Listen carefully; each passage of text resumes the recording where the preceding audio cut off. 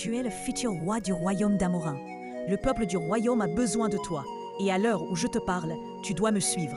Parce que beaucoup de choses ne vont pas bien dans le village. Personne n'a pu accéder au trône depuis le départ de ton père. Rien ne va pour de bon.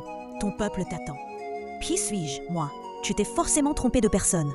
Arrête! Tu es un roi. Ton père t'a eu très jeune. Ta mère a préféré rester loin du royaume simplement parce que la mère du roi ne voulait pas d'elle. Mais aujourd'hui, le trône ne réclame que le digne fils du roi. Tu dois obligatoirement me suivre, pour ton propre bien aussi. Jusqu'ici, je crois qu'on ne se comprend pas. Je ne connais rien de ce que tu me dis. Mon papa à moi n'est pas mort. Il est actuellement au champ. Dans notre village, il ne connaît rien de la royauté. Ce n'est pas ton père, jeune homme. Ton vrai père est le seul et unique défunt roi d'Amorin. Ce sont les ancêtres qui t'ont choisi et m'ont envoyé te chercher. Ce n'est pas une coïncidence. Tu es le futur roi d'Amorin et le trône te réclame urgemment. Pardon, permets-moi de rentrer demander des explications à ma maman. Mon village est un peu éloigné d'ici. Il faut au moins qu'elle sache que je ne vais pas rentrer, pour ne pas qu'elle s'inquiète. Tu es mon futur roi, évidemment, mais tu ne l'es pas encore.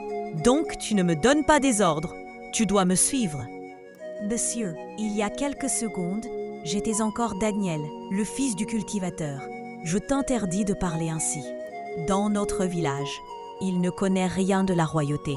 Ce n'est pas ton père, jeune homme. Ton vrai père est le seul et unique défunt roi d'Amorin. Ce sont les ancêtres qui t'ont choisi et m'ont envoyé te chercher. Ce n'est pas une coïncidence. Tu es le futur roi d'Amorin et le trône te réclame urgemment. Pardon, permets-moi de rentrer demander des explications à ma maman. Mon village est un peu éloigné d'ici. Il faut au moins qu'elle sache que je ne vais pas rentrer, pour ne pas qu'elle s'inquiète. Tu es mon futur roi, évidemment, mais tu ne l'es pas encore. Donc tu ne me donnes pas des ordres. Tu dois me suivre. Monsieur, il y a quelques secondes, j'étais encore Daniel, le fils du cultivateur. Je t'interdis de parler ainsi. À l'heure où je te parle, beaucoup de choses vont mal, même dans la vie de ton père cultivateur. Tant que les choses ne sont pas clarifiées dans ta vie, personne n'aura la paix. Prends ton sac, ne réfléchis pas trop. Tu auras des réponses à tes préoccupations plus tard. Mais pour le moment, tu dois me suivre puis mieux comprendre. Il ne faut pas avoir peur.